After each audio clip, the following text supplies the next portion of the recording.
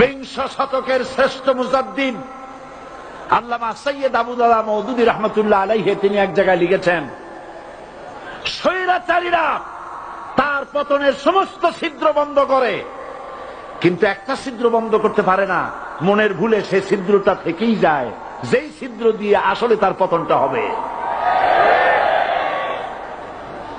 ক্ষমতায় গিয়ে মনে করে চিরকাল ক্ষমতায় থাকবো। ভারতের প্রধানমন্ত্রী পণ্ডিত জওয়াহরলাল নেহেরু রাঁচি পাগলাগারদে গিয়েছেন, মেন্টাল হসপিটাল। পাগলেরা নেহেরুকে দেখে আশ্চর্য হয়ে গেছে, এত সুন্দর মানুষ, মাথায় কিস্তি টুপি, গায়ে শেরওয়ানি, মুসলমানি ড্রেসই আলাদা, যদিও তিনি হিন্দু ছিলেন, পরেছেন মুসলমানি ড্রেস। শেরওয়ানি কাদের পোশাক? কাদের পোশাক? হাতে ছড়ি নিয়ে হাঁটা স্টাইল করে, সুন্দর পাজামা, সুন্দর টুপি, সুন্দর সাজসজ্জা করে, মুসলমানদের ড্রেস। এই ড্রেস পরে তিনি গিয়েছেন, সবসময় যে ড্রেস তিনি পরতেন। পাগলেরা জিজ্ঞেস করছে, তুমি কে গো? উনি বলছেন, আমারে চেনো নাই? আমি ভারতের প্রধানমন্ত্রী পণ্ডিত জওয়াহরলাল নেহেরু। পাগলেরা বলছে, ও সেই কথা। আমরাও যখন এই হসপিটালে আসছিলাম, এই তোমার মতো লম্বা লম্বা কথা আমরাও বলছি, থাকো আমাদের সাথে কিছুদিন, তোমার মাথাও ঠান্ডা হয়ে যাবে। ক্ষমতায় যারা থাকে, ক্ষমতার মোহে চতুর্দিকে অন্ধকার দেখে, মনে করে আমার পতন আর হবে না। কিন্তু তোমাকে বুঝিবে যে গোকুলে বাড়ি শেষে। গাড়ির চাকা সব সময় উপরে থাকে না, গাড়ির চাকা সব সময় উপরে থাকলে গাড়ি তো চলবেই না। গাড়ির চাকা ঘোরে বলেই তো গাড়ি চলে। সুতরাং এই উপরে তোমার চাকা উপরে এখন আছে বলে, তোমার দলের চাকা উপরে আছে বলে যারা মানুষের উপরে জুলুম করছো, আলেমদেরকে ধরতেছো, মুসল্লিদেরকে ধরে ধরে জেলে ঢুকাচ্ছ, সময় আসবে এমন ইন্দুরের গর্ত অপমানা পালাবার জন্য।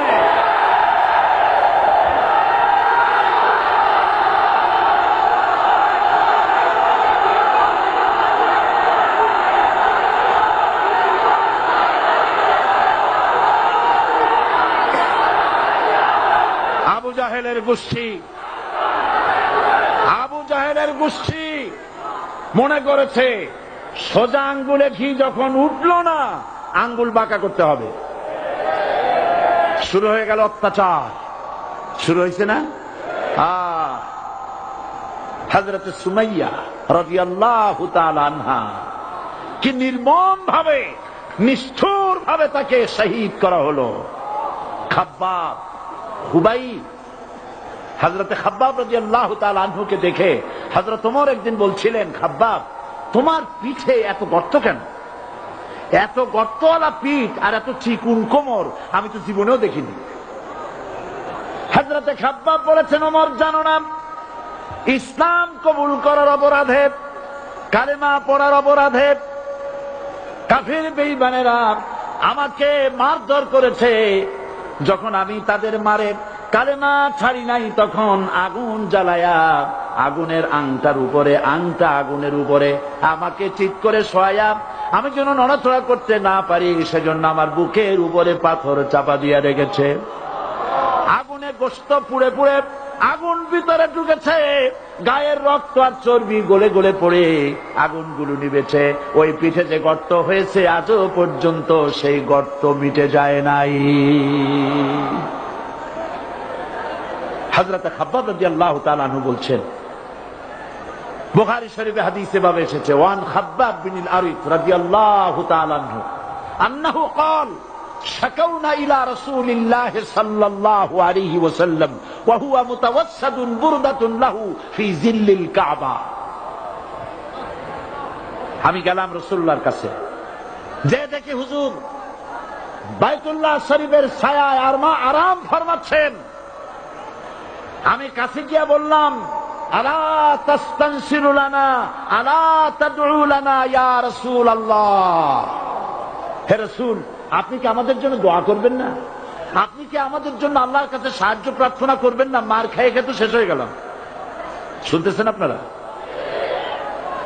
আল্লাহর নবী উঠে বসলেন, বললেন, খাব্বাব শোনো,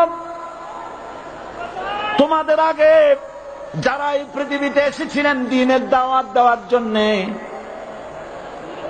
সমকালীন রাষ্ট্র শক্তি তাদেরকে ধরত, ফায়ুখাজুর রাজুলু ফায়ুহফারু লাহু ফিল আরদ, তার জন্য তারে ধরে নিয়া মাটির মধ্যে গর্ত করত, ফায়ুজআলু ফিহা, এরপরে সেই গর্তের ভিতরে তাকে কোমর পর্যন্ত গেড়ে দিত।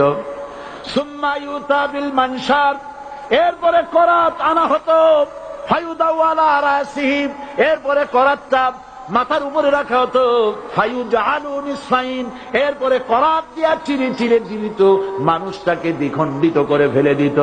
মা ইয়াসুদ্দুহু যালিকা আন দীনি, এত কষ্ট দেওয়ার পরেও, এত জুলুম করার পরেও দ্বীনের দায়ীদেরকে এক চুল পরিমাণ আল্লাহর রাস্তা থেকে তারা সরাই দিতে পারে নাই।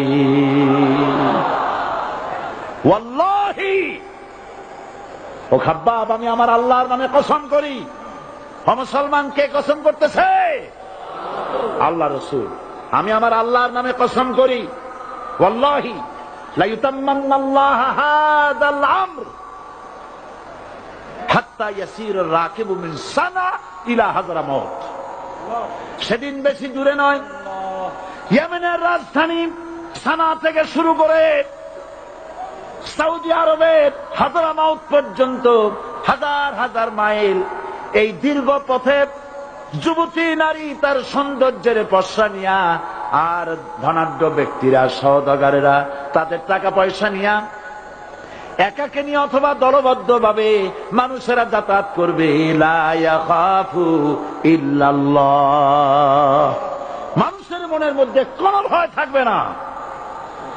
এমন একটা সময় আসবে, ওয়ালাকিন্নাকুম তাস্তাজিলুন, অথচ তোমরা বড্ড তাড়াহুড়ো করছো। তাড়াহুড়ো করো না, অপেক্ষা করো, ধৈর্য ধরো, মার খাও, জেলে যাও, শহীদ হও, আল্লাহর রাজ কায়েম হবেই হবে।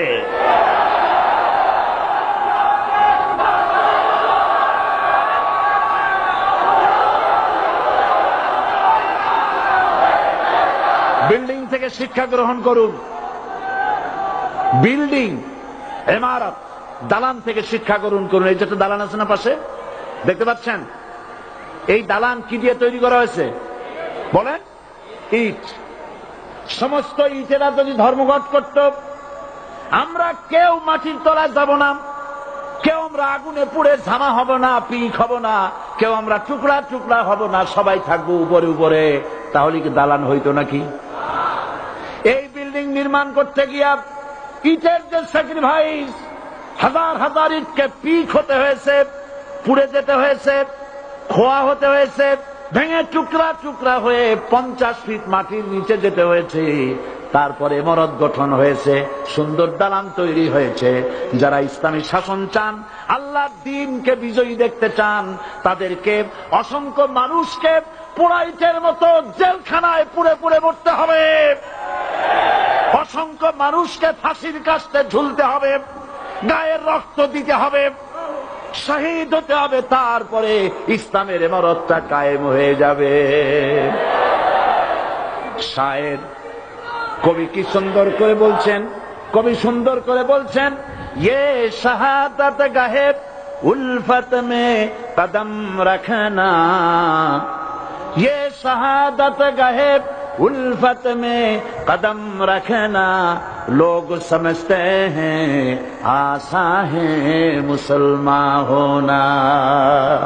মানুষেরা মনে করে মুসলমান হওয়া খুব সহজ জিনিস। না, মুসলমান হওয়ার অর্থ হলো শাহাদাতের ঈদগাহে শামিল হয়ে যাওয়া।